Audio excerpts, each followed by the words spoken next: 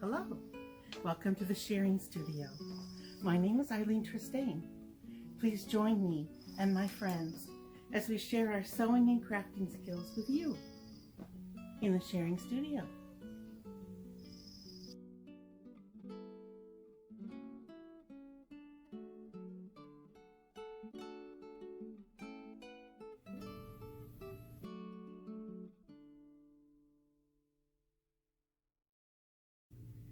So I have these leftover rosettes from when I made some needle books for my friends for Christmas a few years ago. They have a felt or wool flannel interior, and they're tied close with a ribbon, and it takes two of them together. So we'll use these, then let's get started.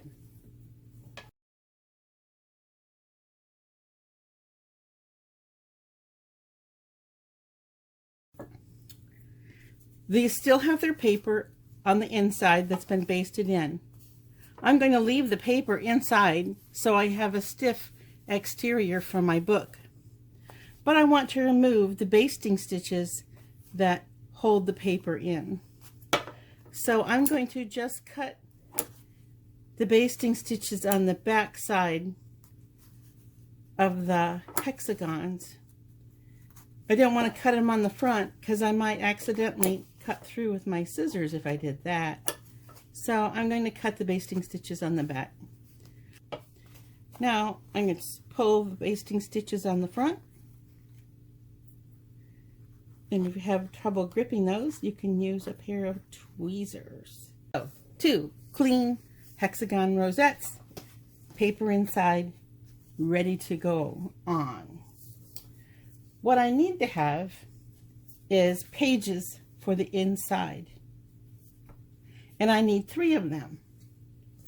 So I'm going to take this hexagon rosette here, and I'm going to trace around it really quick. It doesn't have to be perfect, but use just a plain pencil.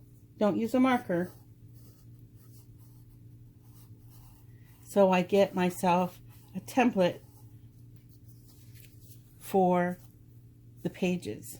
I'm just using some old scratch paper because it's nothing permanent there. But I also know that I want to have my book pages a little bit smaller than the exterior. So I'm going to quickly draw about 1/8 of an inch inside those lines. If I used the outside line and I didn't trim, my little pages would be way too wide for my needle book. Doesn't have to be very precise. Now I'm going to take my sharp scissors and I'm going to cut out on the interior line. When you're cutting with scissors, you should open the scissors up and then put the paper or fabric only part way into the scissors mouth. If you put it all the way in, you get a much harder start. If it's partly in and you're starting to close,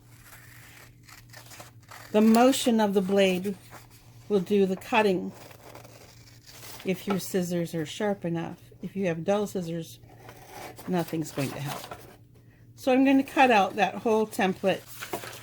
Then I'm going to take some wool flannel or blanketing or something like that, and put my pattern on that, and using that same pencil I'm going to draw my outline. You definitely don't want to use any kind of a marker on your wool. If you use marker on wool, the wool will absorb the marker pretty quickly, but it won't dry very fast. So if you use the marker when you're handling the wool, you'll get that ink all over your hands.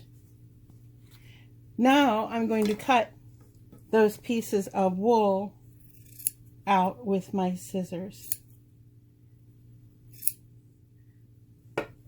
I'm going to make 3 of those. And then what I would like to do with mine, though you don't have to, if you're using a felted fabric of some kind. What I have done with mine is I have put a beautiful blanket stitch around the edge of all three of those. I have used this thin number 8 pearl cotton because it gives me a bold design. If I used a thinner thread, I wouldn't see it as well. And if you use floss, it tends to tangle on the wool fabric while you're sewing it in. So I like the mercerized pearl cotton for that. The next thing I'm going to do is I am going to sew the three of them together. I can use any thread that I have that's going to be strong and sturdy because no one's ever going to see it. And I'm going to look at these a little bit and say, is there one point that I like less than the others? That will be the point that I'm going to stitch across. So I choose my pretty sides that are going to show. I want to line them all up as best I can. And then I'm going to sew across here with my needle and thread. I'm just going to use a white thread. But the pearl cotton would work too if that's what you have.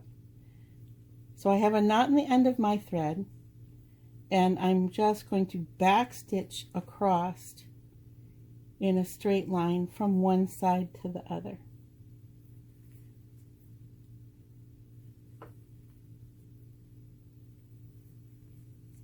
This is pretty thick wool, so it's going to take some big stitches and not teeny tiny ones to do the job. To be more secure, I can stitch back the other way.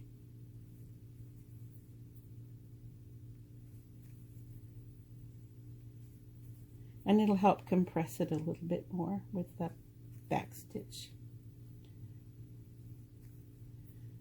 Like I said, doesn't have to be beautiful, it's going to be covered.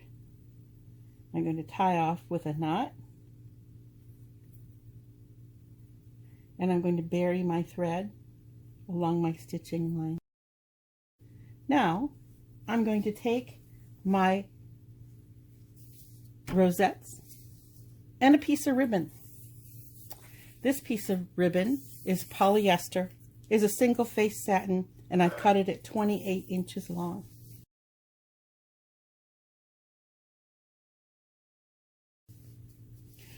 I want my colors on my hexagons to alternate like this one does, to have white on one side and red on the other. So I'm going to have a little gap in between the two of them, wide enough maybe for this to go in there. And I'm going to plan to glue my ribbon across it, but first I want to find the center point of my ribbon. So I'm going to match up my ends, find out where the center is, and that's where I'm going to align it to in between these hexagons. Then I'm going to take some thick and tacky glue. I like this kind. I use it in a lot of my crafty projects.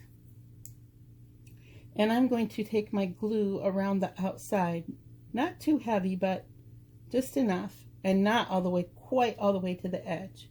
Because remember, I cut my pages smaller than the exterior, and I don't want my pages, the glue, to be outside of where my pages are going to be.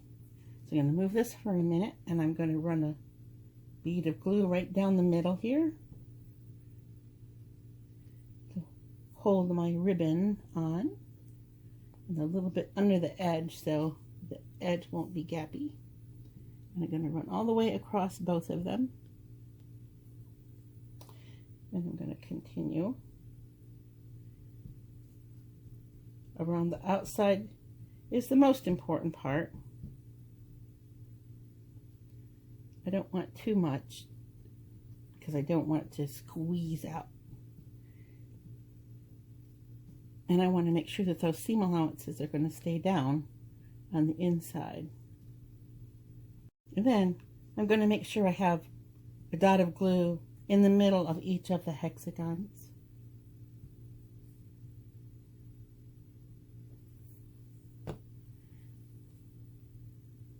Then I'm going to line them up again, my straight bead of glue across there, my center of my ribbon centered between them. And I'm putting the shiny part of my single face satin, so it's on the going to be on the bottom part. That'll make it on the outside when I'm done. Then I'm going to take my prepared pages and put them on the inside on one side, making sure that he nestles down into the glue on that side. Then ever so carefully, I'm planning to pick this guy up and flip him over onto the top of that one. And make sure my pages align with my hexagons all the way around.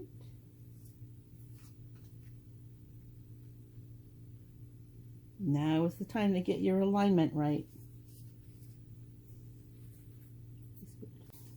If I'm happy with the alignment of my pages, then I'm actually going to take this sheet protector and I'm going to slip my glued hexagon inside the sheet protector.